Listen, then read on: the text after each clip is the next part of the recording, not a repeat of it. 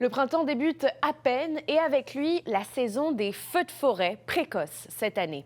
On le sait, le Nouveau-Brunswick a connu une saison des feux de forêt difficile l'an dernier, exacerbée par la sécheresse.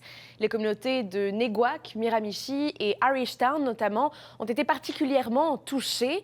Mais alors, comment se prépare-t-elle cette fois-ci? Élément de réponse avec Katrina Boucher.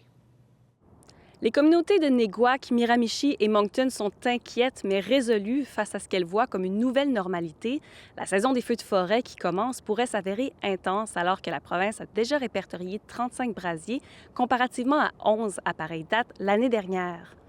C'est très sec, puis les gens ne réalisent pas. On vient juste de finir l'hiver, puis regarde dans ma cour, je marche, puis mes souliers viennent mouiller. Faut que ça s'aille mouiller, ça trempe, humide, creux dans la terre, pas juste à la surface des premiers quelques centimètres.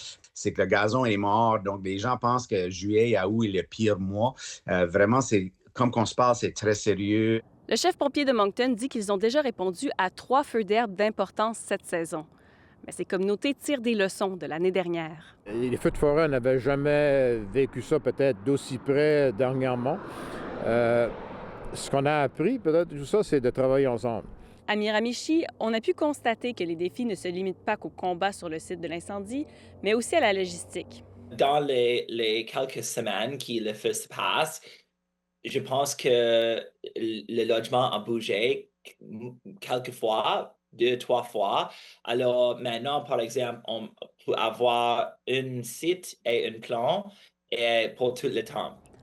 À la suite d'une analyse de risque complétée le mois dernier, le chef pompier de Moncton dit qu'il y a encore du travail à faire sur comment est-ce qu'il communique avec le public et l'éducation. On n'avait pas fait beaucoup de prévention du côté de l'éducation, etc. On parlait plus de les détecteurs de fumée.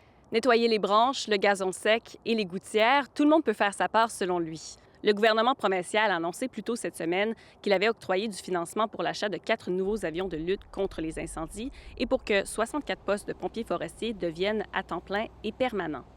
Une nouvelle qui est très bien accueillie par ces 3 communautés. Ici Katrina Boucher, Radio-Canada, Moncton.